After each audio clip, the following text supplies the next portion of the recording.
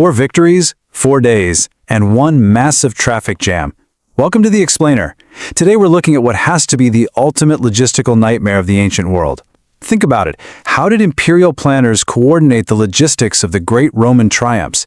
How did they ensure that thousands of soldiers and prisoners ascended the Capitoline Hill in perfect order, and do it all without a single two-way radio, computer, or digital spreadsheet? Okay, let's dive right into this, because this right here, this is the ultimate bottleneck. We're talking about cramming tens of thousands of battle-hardened soldiers, exotic animals, and literally tons of war loot into Rome's incredibly narrow sacred spaces. The logistics involved in routing an entire army through a dense urban grid is just staggering. And Julius Caesar? Well, he pushed this system to its absolute limits. And when I say limits, I mean an absolutely impossible scale. After essentially winning the Great Roman Civil War and defeating rivals like Cato, Caesar returned to Rome victorious. And to celebrate, he didn't just hold one triumph, no way. He held 4. 4 immense, city-stopping triumphs in just 4 days. Just to ground us in the timeline really quick, these back-to-back mega events celebrated his victories in Gaul, Egypt, Asia, and Africa.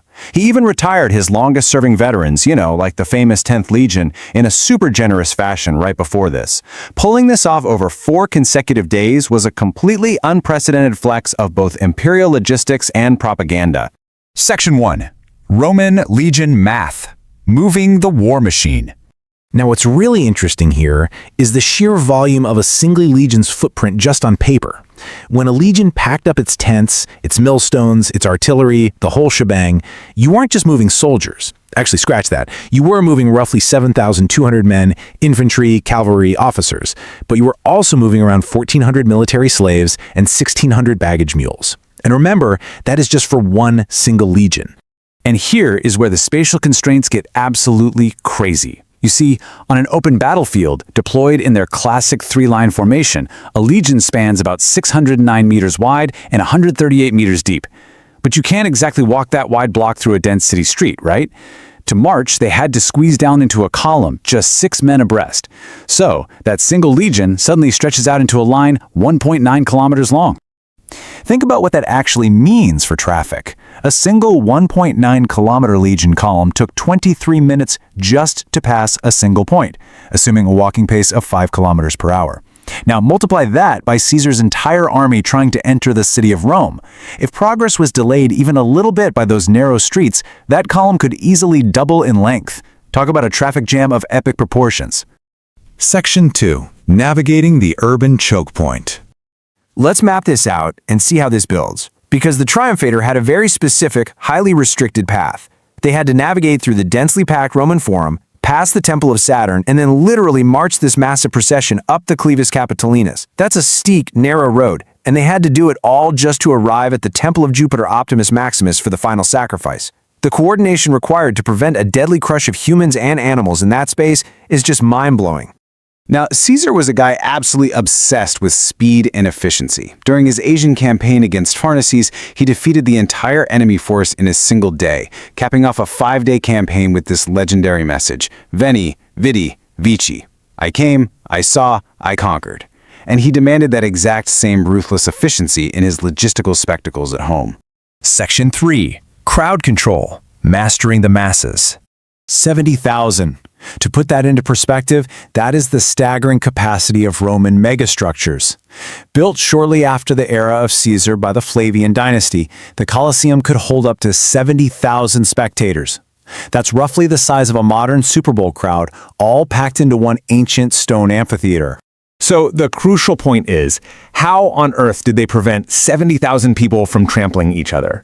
Well, the architectural solutions are just brilliant. They built 80 ground-level entrances, and 76 of them were numbered for the general public. They used radial passages and stairways, called vomitoria, to convey the flow of people so efficiently that the entire stadium could fill or empty in minutes. I mean, that is literally how modern stadiums function today. But here's the thing. Crowd control wasn't just about safety. It was deeply political.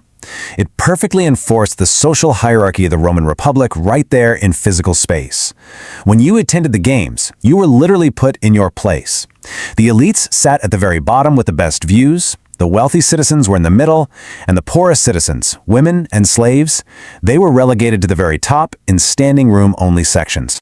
And here is a detail I absolutely love. To protect this massive crowd from the blazing Mediterranean heat, they rigged a giant retractable awning over the Colosseum called the velarium. And because it operated a lot like the sails of a ship, they brought in an elite unit of 240 actual Roman Navy sailors to operate the winches and pulleys. Talk about going to extreme lengths for crowd comfort. Section 4. Hidden logistics beneath the arena. Now this is the hypogeum, basically a two-story underground labyrinth that acted as the ultimate backstage area. It featured 28 vertical lifting platforms. Teams of 8 men would push heavy wooden capstans to wind ropes through pulleys, hoisting these huge cages upward.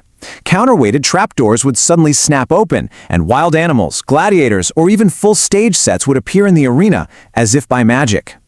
And this brilliantly illustrates the real purpose behind all this incredible engineering.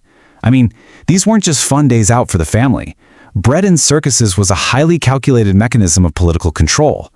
By feeding and entertaining the masses, the emperor kept the populace calm, united, and utterly dependent on his supreme authority. Section 5.